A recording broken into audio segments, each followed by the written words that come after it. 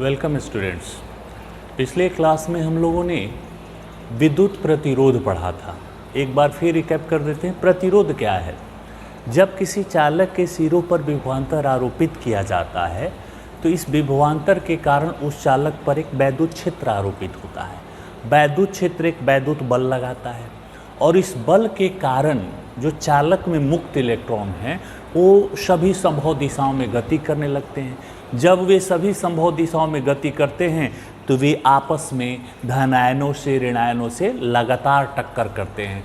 इस टक्कर के कारण उनकी ऊर्जा में लॉस होता है और यही होने वाला टक्कर विद्युत प्रतिरोध होता है। प्रतिरोध के बारे में हमने पिछले क्लास में समझा। आज इस प्रतिरोध से संबंधित जॉर्ज साइमन ओम का नियम जानते हैं कि ओम का नियम क्या है। ऐसे आपने पिछले क्लास में पढ़ा होगा कि ओम का नियम क्या है, हमने पढ़ा है, हमारे सिलेबस का भाग है। आज फिर से एक बार रिपीट कर देते हैं ओम का नियम क्या है। ओम का नियम कहता है कि यदि किसी चालक में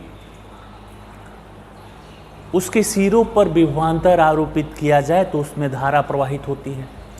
कह रहा है नियम कि विभवांतर बढ़ाओगे तो धारा भी बढ़ती है, विभवांतर घटाओगे तो धारा भी घटती है, लेकिन एक शर्त है। ये कब होता है? कहते हैं ओम कि ये तभी संभव है जब चालक के प्रतिरोध ताप को आप नियत रखें। क्योंकि अभी बताएंगे ताप को नियत रखने का कारण क्या है। ये तभी संभव है जब ताप को आप नियत रखकर इन बातों की व्याख्या करेंगे। तो जब ताप नियत रहे तो भी और आई समानुपाती होते हैं, अर्थात इन दोनों का अनुपात एक नियतांक होता है। तो बोर्ड पर आपके लिखने के लिए हमने बोर्ड पर इसको लिख भी दिया है। यदि किसी चालक की भौतिक अवस्था में अभी निगम ने कहा ताप न बदले तो उनके सिरों पर लगाए गए विभवांतर तथा उसमें प्रवाहित विद्युत धारा का अनुपात नियत रहता है। भी समानुपाती आई या भी बटे आई बराबर नियतांक, भी बटे आई बराबर नियतांक। और इस नियतांक को कैपिटल आर से सूचित करें तो भी बराबर आई आर। इसी कैपिटल आर को क्या कहा गया? चालक का प्रतिरोध। ध्यान दीजिए, ओम का नियम तभी सत्य है, तभी सही है जब प्रतिरोध नियत रहे। भी बटे आई बराबर नियतांक, ताप नियत रहे। तो हम ये सोचते हैं कि जब किसी चालक में हम धारा प्रवाहित करेंगे तो ताप नियत रहेगा। ओम का नियम सही है कि गलत है, उसको जानने के लिए कुछ बातों को सोचें कि जब किसी चालक में, आपने घर पे देखा होगा कि घर में तार लगे हुए हैं, तार में धीरे धीरे धारा प्रवाहित करे तो 1 घंटा 1.5 घंटे बाद वो तार धीरे धीरे गर्म होने लगता है। आपको एक चीज़ ध्यान देना है, विद्युत धारा ऊष्मीय प्रभाव उत्पन्न करता है। हम लोग इस पाठ में जानेंगे विद्युत धारा ऊष्मीय प्रभाव उत्पन्न करता है, अर्थात किसी चालक में हम विद्युत धारा प्रवाहित करेंगे तो वह चालक थोड़ा बहुत गर्म होता है। आप देखे होंगे घरों में जो वायर लगे होते हैं, तार लगे होते हैं, उसमें लंबे समय तक विद्युत धारा प्रवाहित किया जाए तो वह तार समय के साथ गर्म होता है। ज़्यादा गर्म हो जाए तो गल कर गिर जाता है, जल जाता है। तो विद्युत धारा ऊष्मा उत्पन्न करती हैं, यही सत्य है। तो जब ताप नियत रहेगा ही नहीं तो क्या ओम का नियम सत्य होगा? तो पहले ही बोल दिए कि जब ताप नियत रहे। मतलब ये कहते हैं कि हमारी बातें तभी तक सत्य है जब ताप नियत रहेगा। अगर आपके अनुसार वहाँ ताप नियत नहीं रह रहा है तो वहाँ ओम का नियम लागू नहीं किया जा सकता। तब आप सोचेंगे किसी चालक पर जब ओम का नियम लागू होगा ही नहीं तो फिर उस चालक पर वोल्टेज, धारा, प्रतिरोध का मान कैसे निकालें? तो बाबू इसके लिए भी हमारे पास कॉन्सेप्ट हैं, इसके लिए भी कुछ सिद्धांत दिए गए। अगले पाठों में हम उनको भी जानेंगे कि जब वहाँ ओम का नियम एक्टिव नहीं होगा तो वहाँ कौन से नियम को लागू करें। तो वहाँ हम लोग किरचॉफ के नियम का इस्तेमाल करते हैं। एक तरह से कहिए कि ओम का नियम गलत है। गलत इसलिए बोल रहे हैं कि जब किसी चालक में आप धारा प्रवाहित करोगे तो ताप नियत रह ही नहीं सकता। अब आगे क्या बात किया जाए? ये कहते हैं जब ताप कहीं नियत हो ही नहीं सकता। तो ये छोटे छोटे क्लासों के लिए ओम का नियम, सरल छोटे छोटे परिपथों में ओम के नियम को लागू। कोई जटिल परिपथ हो, उलझा हुआ विद्युत परिपथ हो, सर्किट हो, तो वहाँ पर ओम्स लॉ एक्टिव नहीं किया जा सकता, क्योंकि इसमें एरर हैं, इसमें त्रुटियाँ हैं। तो त्रुटियों को जानने से पहले ओम के नियम को प्रमाणित कर लिया जाए। कि ओम का नियम v बराबर v बटे आई नियतांक होता है, ये v बटे आई नियतांक होता है कैसे। तो चलो, हमने पिछले क्लास में भी हमने प्रमाणित किया था ओम के नियम को प्रमाणित। तो ग्राफिकली मेथड था कि किसी चालक में वोल्टेज आरोपित करो और देखो कि उसमें धारा कितनी, इतना वोल्टेज पर इतना धारा, इतना वोल्टेज पर इतना, और उनका ग्राफ खींचते हैं तो ग्राफ एक सरल रेखा आता है और वह सरल रेखा बताता है कि v बटे आई बराबर नियतांक, मतलब दोनों का अनुपात एक नियत है, v समानुपाती आई, v भराओगे तो आई बढ़ेगा, v घटाओगे तो आई घटेगा। तो एक विधि तो हमने पिछले क्लास में जाना। आज हम आपको ओम का नियम अलग तरीकों से प्रमाणित करके दिखाते हैं। अच्छा चलो देखो, कल धारा और अनुगमन वेग में किसी चालक में धारा,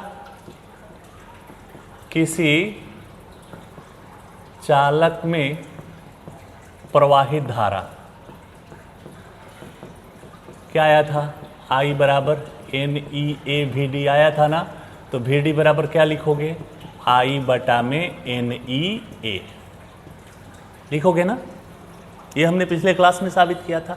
अच्छा, E और V में संबंध भी हमने लोग निकाला था, विद्युत विभव तथा तीव्रता में संबंध। क्या संबंध हम लोगों ने लाया था पिछले पाठों में, E बराबर V बाई डी या R या L, चालक की लंबाई है L लिखो, E बराबर dV बाई डी आर लिखते हो आप। तो चालक में जब विभवांतर आप आरोपित करते हो, विभवांतर इतना V बराबर EL आरोपित करोगे तो वह विभवांतर एक विद्युत क्षेत्र आरोपित करेगा और विद्युत क्षेत्र एक विद्युत बल लगाएगा। तो चालक के प्रत्येक इलेक्ट्रॉन पर आरोपित बल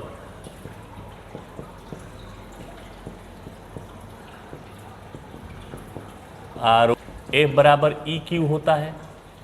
Q तो इलेक्ट्रॉन है और इलेक्ट्रॉन के आवेश को Q नहीं स्मॉल e से डिनोट करते हैं। E का मान V बाई एल लिख सकते हो, V by L into E। जब किसी इलेक्ट्रॉन पर, एक कण पर आप बल लगाते हो और वह गति करने लगता है तो उसमें त्वरण उत्पन्न होगा, गति कर रहे तो त्वरण होगा ना। तो इलेक्ट्रॉन में उत्पन्न त्वरण देख लेते हैं। इलेक्ट्रॉन में उत्पन्न त्वरण A बराबर F बाई एम होता है ना, पिछले पाठों का नीचे करिएगा। F बराबर F बराबर M है तो A बराबर F बाई एम। F का मान हम लोग निकाल चुके हैं, V E by L into M. तो A बराबर V E बटा में एल एम, इसको समीकरण 4 रख लेते हैं। अब आ जाते हैं अपने आगे। गति का नियम क्या कहता है, V बराबर U plus A T. V अनुगमन वेग से चलते हैं ना इलेक्ट्रॉन, और अनुगमन वेग को V नहीं VD से सूचित करते हैं। प्रारंभ में तो विरामावस्था में थे और A का मान VE बटा में एल एम इंटू टी। ध्यान देना, जहां टी क्या है, समय, कैसा समय, बात समझिएगा, ये शॉर्ट क्वेश्चन में आता है। इसको बोलते हैं श्रांति काल। क्या बोलते हैं, श्रांति काल, रिलैक्सेशन पीरियड।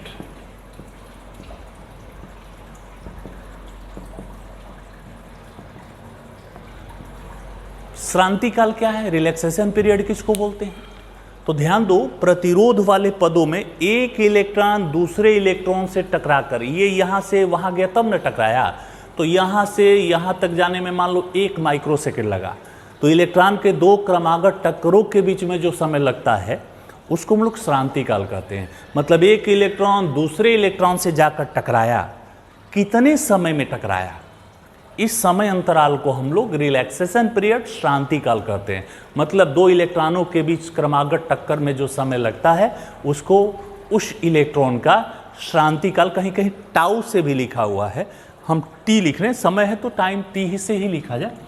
तब VD बराबर क्या हो जाएगा, VD बराबर VET बटा में LM। इसको समीकरण 5 रख लिया जाए। थोड़ा सा समीकरण 1 को देखो और समीकरण 5 को देखो।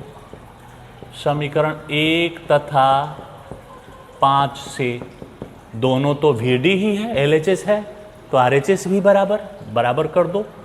VET बटा में LM बराबर I बटा में NEA। V बटे I कर दो, चूंकि हमें ओम का नियम लाना है, V बटे I को दिखाना है ना। I को यहाँ ला दो, LM को यहाँ ले जाओ, LM बटा में ये यहाँ आएंगे ET NE square A into T.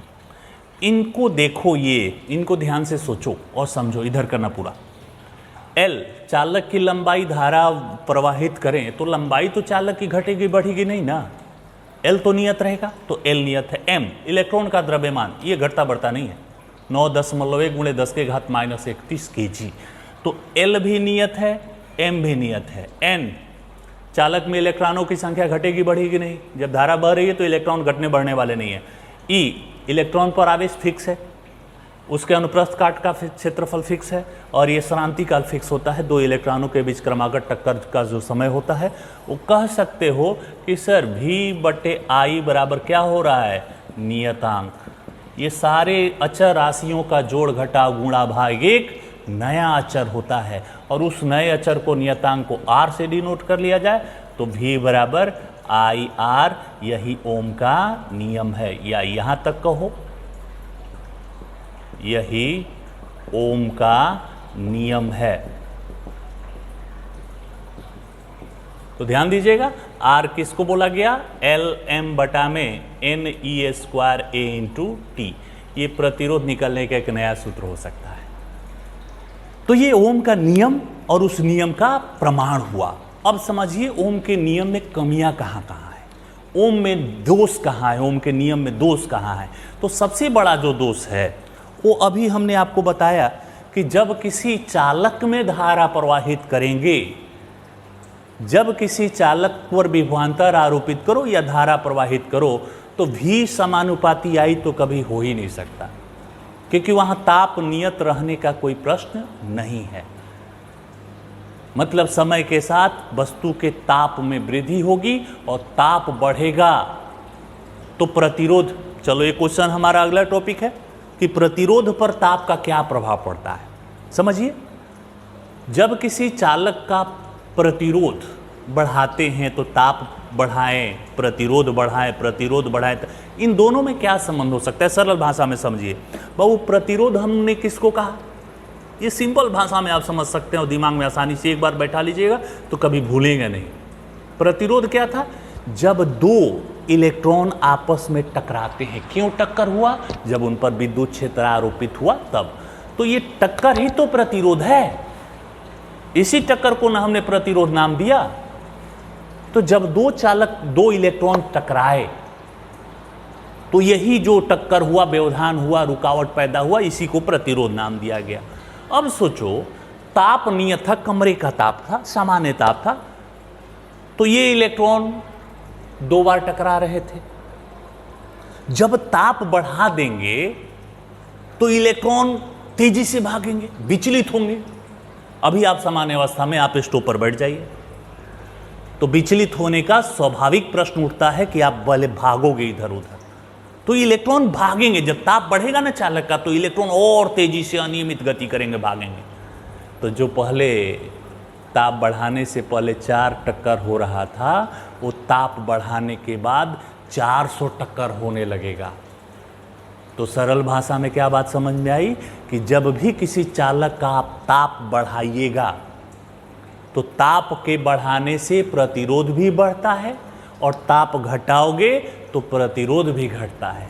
तो प्रतिरोध पर ताप का प्रभाव क्या पड़ता है, शॉर्ट क्वेश्चन में हम लोग क्या लिखेंगे, हमारा टॉपिक है, उसके आंसर में आप रिटेन में क्या दीजिएगा, लिखिए, जब किसी चालक के ताप को बढ़ाया जाता है तो इसके कारण उनके अंदर के मुक्त इलेक्ट्रॉनों धनायनों के बीच होने वाले टक्करों की संख्या भी प्रबल हो जाती है। इसका अर्थ है कि ताप बढ़ाने से चालक का प्रतिरोध बढ़ जाता है और ताप घटाएंगे तो चालक का प्रतिरोध भी घट जाता है। तो ये तो शॉर्ट क्वेश्चन हुआ। अब आते हैं ओम के नियम की कमियां, दोष पर। तो पहला दोष, आप कहते हैं कि वोल्टेज बढ़ाते जाओ। भाई किसी भी चालक का जब वोल्टेज बढ़ाओगे ना तो वहाँ ताप कभी नियत नहीं रह सकता। तार धीरे धीरे गर्म होना शुरू होगा और गर्म हो जाए तो प्रतिरोध नियत, अभी तो पता है ताप बढ़ाओगे तो प्रतिरोध भी बढ़ेगा। ये तो कहते हैं कि नियत रहने चाहिए, वोल्टेज बढ़ाओगे तो धारा भी बढ़ेगा, प्रतिरोध नियत रहेगा। ये कभी संभव नहीं है। हाँ, इन्होंने शर्त लगा दिया ताप न बढ़े, वो अलग मुद्दा है।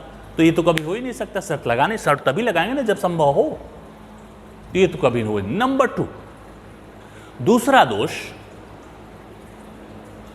इनके ग्राफ को खींचिएगा, वोल्टेज और धारा का ग्राफ खींचिएगा तो ओम के नियम से 10वां क्लास में जो आपने पढ़ा कि उनका स्ट्रेट लाइन मिलता है, बाबू कभी स्ट्रेट लाइन नहीं मिलेगा। जब धारा बढ़ाइएगा, वोल्टेज बढ़ाइएगा तो कभी भी इनका ग्राफ सरल रेखा नहीं मिलेगा, एक वक्र रेखा मिलेगा। तीसरा, अर्धचालक, हमें आगे पढ़ना है, उसके बारे में डिटेल चर्चा नहीं करेंगे। अर्धचालक ऐसे युक्ति होंगे, डायोड वगैरह में जब हम जाएंगे तो वहाँ पर वोल्टेज, ये क्या कहते हैं कि वोल्टेज बढ़ाओ तो धारा बढ़े। बाबू अर्धचालकों में, डायोड में जब वोल्टेज बढ़ाओगे तो धारा घटता है। थायरिस्टर नामक एक डायोड है, उसमें आप वोल्टेज बढ़ाओ तो धारा का मान बढ़ता नहीं, धारा घटता है। तो वहाँ का ओम का नियम बिल्कुल फेलियर है। तो हम जानेंगे कि उन पदार्थों में कुछ गुण होगा। तो अर्धचालक जब हम पढ़ेंगे तो इस चीज़ का आंसर मिलेगा कि वहाँ पर ये अलग बिहेवियर क्यों। तो फिलहाल ये 3 बड़े बड़े दोष हैं जिनको आप ये याद रखिएगा। और अब ये चीज़ ध्यान में रख लीजिए कि अब हमारे लेवल पर ओम का नियम सही नहीं लग रहा है। तो अगले क्लास में, अगले टॉपिकों में हम ओम का नियम जब कुछ दोषपूर्ण है तब कहिएगा तब सही नियम बता दीजिए, किस नियम को हम फॉलो करें। तो उसके लिए हम किरचॉफ्स लॉ फॉलो करेंगे, जिसकी सहायता से हम किसी चालक के सिरों के बीच के विभवांतर और धारा का मान ज्ञात कर सकते हैं। अब आते हैं अगले टॉपिक की तरफ। अब हम लोग का अगला टॉपिक है ओम का नियम और उसका प्रमाण जानने के बाद किसी चालक का विशिष्ट प्रतिरोध क्या है या उसकी प्रतिरोधकता क्या है। इन विशिष्ट प्रतिरोध को ही प्रतिरोधकता कहते हैं, स्पेसिफिक रेजिस्टेंस या रेजिस्टिविटी। किसी चालक का विशिष्ट प्रतिरोध जानने से पहले प्रतिरोध को और एक बार बढ़िया से समझते हैं। किसी चालक का प्रतिरोध किन किन बातों पर निर्भर करता है। मान लो ये एक लोहे का छड़ है, या उदाहरण के तौर पर अब बाईपास रोड की ही बात कर लीजिए। 15 फीट चौड़ा एक रोड है और बाबू प्रतिरोध क्या है, उस रोड पर गाड़ियों के बीच होने वाली टक्कर। गाड़ियों के इलेक्ट्रॉन समझ सकते हो। उदाहरण से बात समझिए कि बाईपास रोड आपके मुक्त इलेक्ट्रॉन का पथ है। बाईपास रोड पर बहुत सारी गाड़ियां, हाँ गाड़ियों के चलने की दिशा निश्चित नहीं है, अनियमित, इलेक्ट्रॉन मुक्त गति करते हैं, अनियमित गति करते हैं, किधर भी चलेंगे, जिधर जगह मिलेगा उधर चलेंगे। ये नहीं कि पूरा पश्चिमी चलेंगे, इधर की गाड़ी इधर, इधर की गाड़ी। अब बताओ ये रोड जितना चौड़ा होगा, अभी 10 फीट है, 2 टक्कर रोज होता है, अब इसको 50 फीट कर दिया जाए तो टक्करों की संख्या घटेगी। मतलब चालक की अनुप्रस्थ काट का क्षेत्रफल A जितना अधिक होगा प्रतिरोध उतना ही कम होगा। मतलब किसी चालक का प्रतिरोध R समानुपाती 1/A।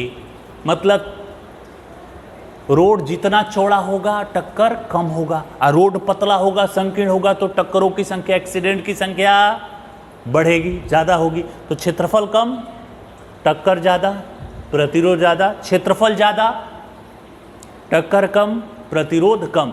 तो प्रतिरोध चालक के अनुप्रस्थ काट, इसको लैंग्वेज में भी लिख देते हैं आप। प्रतिरोध निम्न कारकों पर निर्भर करता है।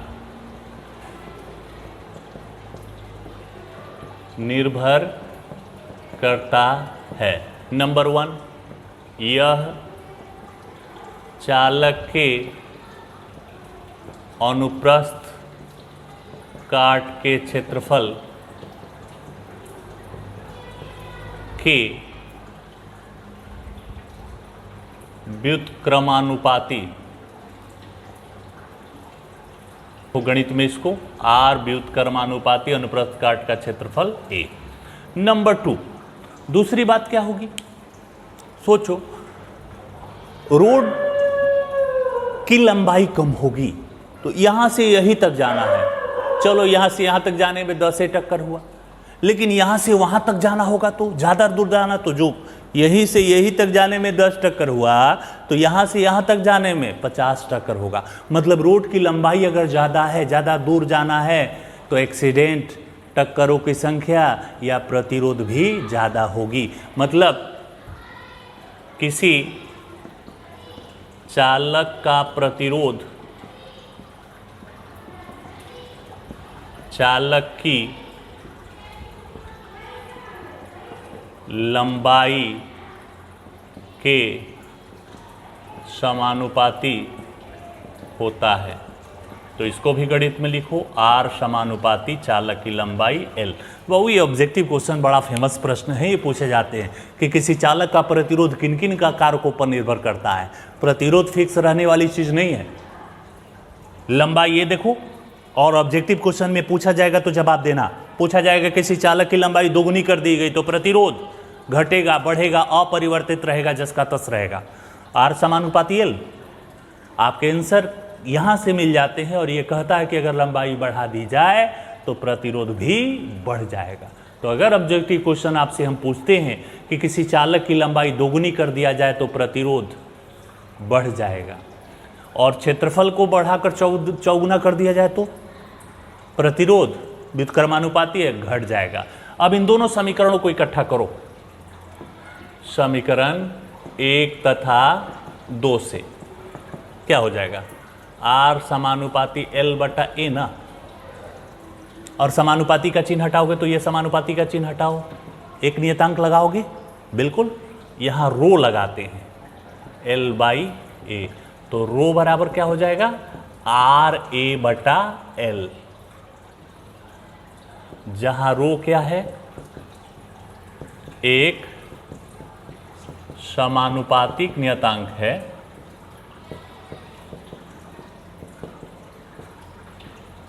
जिसे चालक का विशिष्ट प्रतिरोध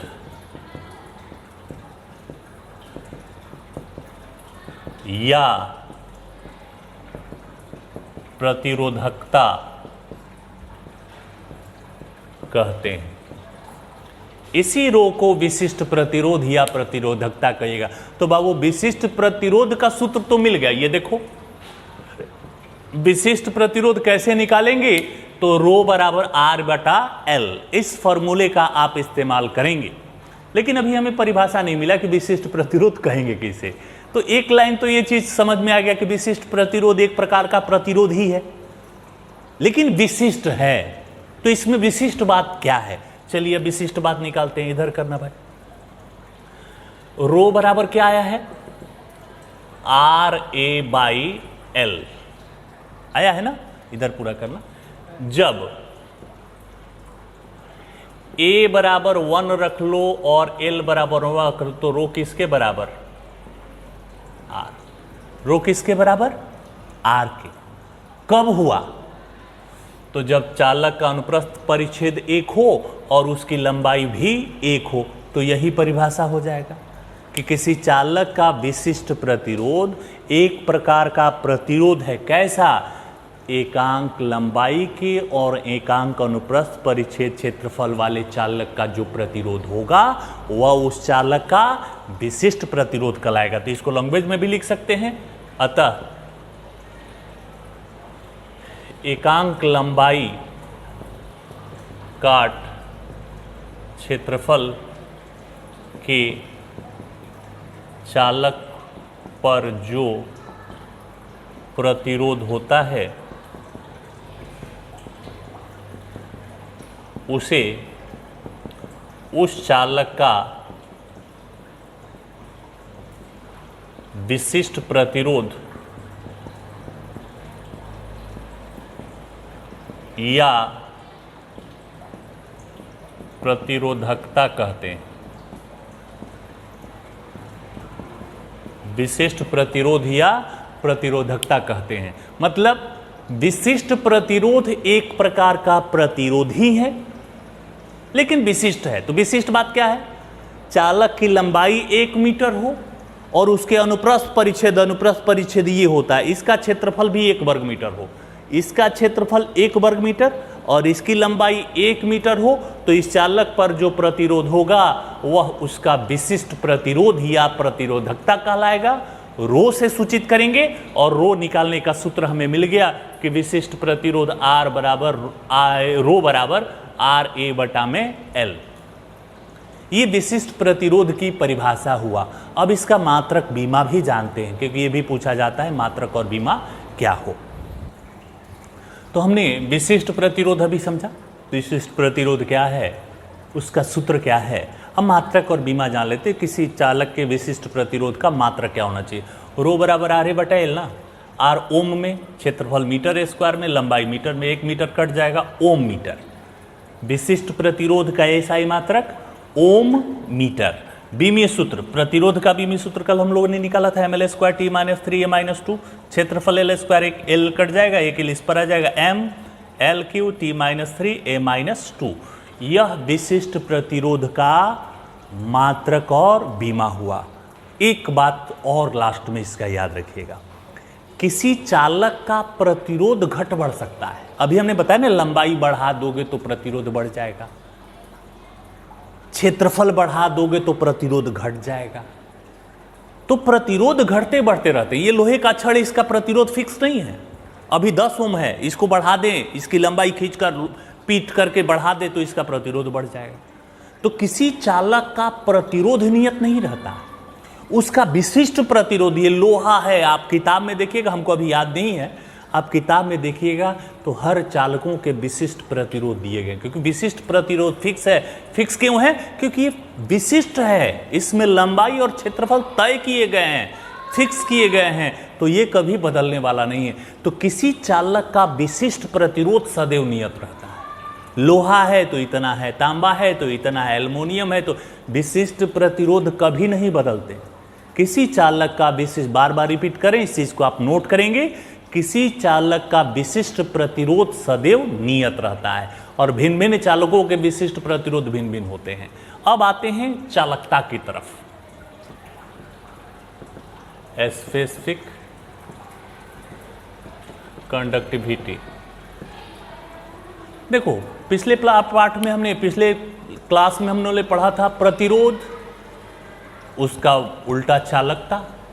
आज पढ़े विशिष्ट प्रतिरोध, तो उसका उल्टा विशिष्ट चालकता। जस्ट सिमिलर है। तो किसी पदार्थ की विशिष्ट चालकता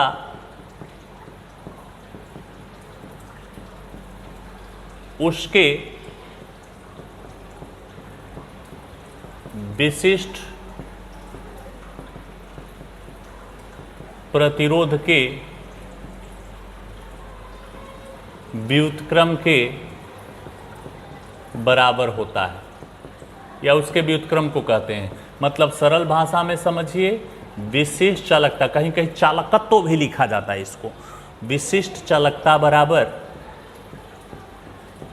1 में विशिष्ट प्रतिरोध।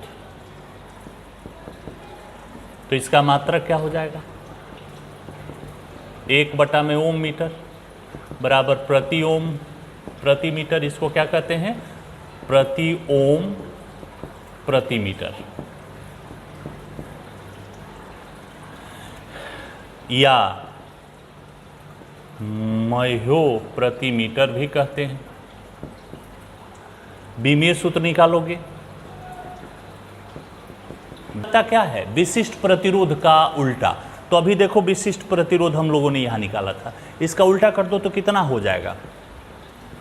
m+1 है तो -1 हो जाएगा, L 3 है -3 हो जाएगा, T -3 है तो +3 हो जाएगा, A -2 है तो A +2 हो जाएगा।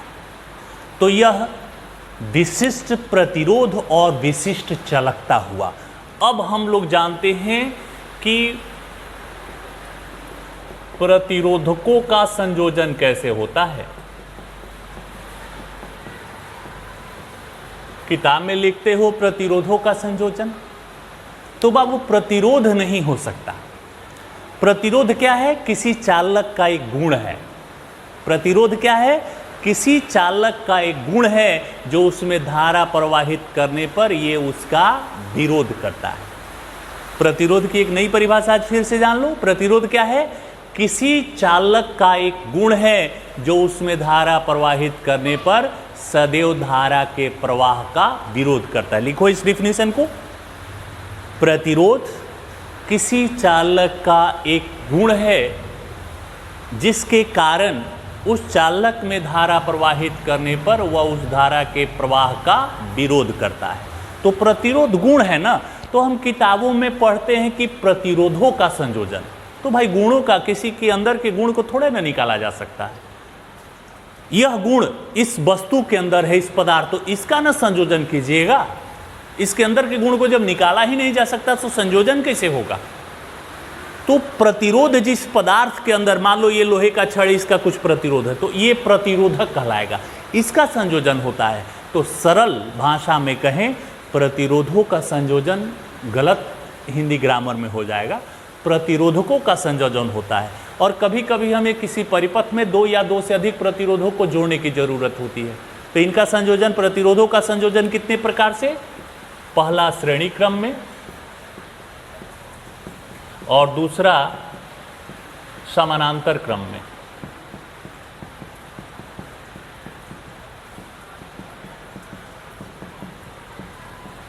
प्रतिरोधों का संयोजन कितने तरीकों से?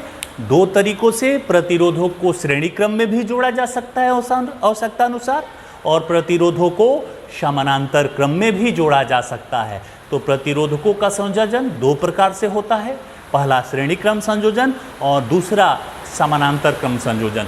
श्रेणी क्रम समानांतर क्रम जाने से पहले पिछले पार्ट में कैपेसिटर में हमने संधारित्रों को भी जोड़ा था, और वहाँ पर ये आपने ट्रिक बताया था। एक ट्रिक परिभाषा के लिए था कि श्रेणी क्रम की परिभाषा क्या देंगे? पहले का दूसरा सिरा अगले के पहले सिरे के साथ, और समानांतर क्रम में सबका पहला सिरा एक जगह, सबका दूसरा सिरा एक जगह। ये श्रेणी क्रम और समानांतर क्रम की परिभाषा है। कुछ भी जोड़ो। और इसका सिद्धांत क्या है? जब इसका फॉर्मूला साबित करने जाओगे तो उस फॉर्मूले का कंसेप्ट क्या है, सिद्धांत क्या है, तो उसका भी एक हम ट्रिक बताए थे कि श्रेणी क्रम में, याद रखो, नोट कर लो कहीं इसको, 4 बार आई, दूसरा बार आ गया, 4 बार आएगा। श्रेणी क्रम में सब पर जितने संधारित्र हैं, जितने प्रतिरोध हैं, जितने सेल हैं, जितने कॉइल हैं, सब पर धारा या आवेश का मान एक ही होगा, सबके बीच का विभवांतर अलग अलग होगा। और समानांतर क्रम में सबके सिरों के बीच का विभवांतर एक ही होगा और सब में धारा या आवेश का मान अलग अलग होगा। इसी सिद्धांत का उपयोग याद रखोगे तो सिद्ध करने में कभी नहीं भटकोगे, आसानी से प्रमाणित किया जा सकता है। तो चलो अब इस फॉर्मूलों को हम लोग प्रमाणित करें। तो बच्चों, अब हम लोग प्रतिरोधकों के श्रेणी क्रम संयोजन के बारे में जानते हैं। परिभाषा क्या देंगे? प्रतिरोधों के श्रेणी क्रम संयोजन में प्रत्येक प्रतिरोधक के अगले सिरे को, इंड टू इंड बोलते हैं सरल भाषा में कहिएगा, उसके अंतिम सिरे को अगले के पहले सिरे के साथ जोड़ते जाइए। जितने हैं 3, 4, 5, 7 जितने हों, ऐसे संयोजन को श्रेणी क्रम संयोजन कहते हैं। फिलहाल यहाँ बोर्ड पर देखो, बिंदु ए तथा बी के बीच में 3 प्रतिरोधक, पहले का प्रतिरोध R1, दूसरे प्रतिरोधक का प्रतिरोध R2 और तीसरे प्रतिरोधक का प्रतिरोध R3 है। हमने क्या थ्योरी में बताया? श्रेणी क्रम का सिद्धांत क्या है? सब में धारा एक ही रहेगी और सबके बीच का विभवांतर अलग अलग होगा। समानांतर क्रम में इसका जस्ट उल्टा हो जाएगा। तो इसका फिगर का लैंग्वेज भी हमने लिख दिया कि मान लिया 3 प्रतिरोधक जिनके प्रतिरोध क्रमशः R1, R2, R3 है, किसी परिपथ के बिंदु A तथा B के बीच श्रेणी क्रम में संयोजित है। इनके सिरों के बीच, फिगर के बारे में लिखा जा रहा है, इनके सिरों के बीच के विभवांतर क्रमशः V1, V2, V3 है। अगर A से I धारा प्रवाहित करें तो ओम के नियम से क्या हो जाएगा? ओम के नियम से V1 बराबर IR1, V2 बराबर IR2 और V3 बराबर IR3। ओम का नियम हमने इस्तेमाल कर लिया। यदि ए तथा बी के बीच का कुल विभवांतर भी हो तो V बराबर V1 plus V2 plus V3 हो जाएगा। और यदि A तथा B के बीच तुल्य प्रतिरोध परिणामी कुल तुल्य प्रतिरोध R हो तो टोटल के लिए V बराबर IR हो जाएगा। इन सभी बातों को समीकरण 4 में रखो। समीकरण 4 से 4 क्या है लिख देते हैं, V बराबर V1 plus V2 plus V3। V का मान V बराबर IR, IR, IR1, IR2, IR3, IR, I common कर लो, R1 plus R2 plus R3, I से I कटा दो तो R बराबर R1 plus R2 plus R3। कभी भी प्रतिरोधों को श्रेणी क्रम में जोड़ना हो तो उनका तुल्य प्रतिरोध सभी प्रतिरोधों के योगफल के बराबर होता है। अब जानते हैं प्रतिरोधों का समानांतर क्रम। अब बच्चों हम लोग प्रतिरोधकों के समानांतर क्रम संयोजन को जानते हैं। परिभाषा क्या दीजिएगा कि प्रतिरोधकों के समानांतर क्रम संयोजन में प्रत्येक प्रतिरोधक के पहले सिरे को एक नियत बिंदु A से और प्रत्येक के दूसरे सिरे को एक अन्य नियत बिंदु B से जोड़ दिया जाता है। हमने जोड़ दिया। इसका सिद्धांत हमने क्या बताया था, श्रेणी क्रम में सब पर धारा समान, विभव अलग अलग, और समानांतर क्रम में सब पर विभव समान, धारा अलग अलग। क्यों अलग अलग, समझो। अब मान लो सेल से यहाँ एक सेल या बैटरी लगी हुई है, सेल या बैटरी लगी हुई है, यहाँ से एक रहा है तो सेल बोलेंगे। यहाँ से अगर I धारा दिया जाए तो I धारा इस बिंदु A पर जाकर, इस बिंदु को A कर दो, A पर जाकर 3 भागों में बढ़ जाएगी। इस वाले में I1, इस वाले में I2 और इस वाले में 3 ब्रांचेज हो जाते हैं। धारा तीनों ब्रांचेज में बटेंगी, तीनों शाखाओं में धारा प्रवाहित होंगी। तो मान लो पहली शाखा में I1, दूसरी शाखा में I2 और तीसरी शाखा में I3। तब I बराबर क्या हो जाएगा, I बराबर I1 plus I2 plus I3 हो जाएगा। यदि A तथा B के बीच कुल विभवांतर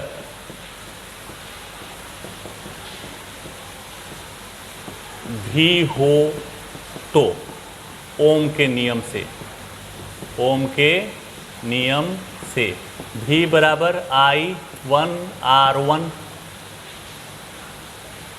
तो यहाँ हमें I1 का मान निकालना है तो I1 बराबर V बटे R1, दूसरे के लिए V बटे R2, तो I2 बराबर V बटे R3, तीसरे के लिए V बटे में I3 R3, तो I3 बराबर V बटे R3। अब यदि A तथा B के बीच तुल्य प्रतिरोध कैपिटल R हो तो V बराबर I बराबर V बटा में R। समीकरण 5। समीकरण 1 में सारे मानों को रख दो। समीकरण 1 से I बराबर I1 plus I2 plus I3, I बराबर V बटे R, V बटे R1, V बटे R2, V बटे R3, V बटे R बराबर V common 1 by R1, 1 by R2, 1 by R3, V से V कटा दो, 1 बाई R बराबर 1 by R1, 1 by R2, 1 by R3। यह प्रतिरोधों के समानांतर क्रम संयोजन का अभिष्ट व्यंजक है। इस व्यंजक की सहायता से प्रतिरोधकों के समानांतर क्रम संयोजन का मान निकाला जाता है। आज के क्लास में इतना ही, शेष अगले क्लास में। धन्यवाद।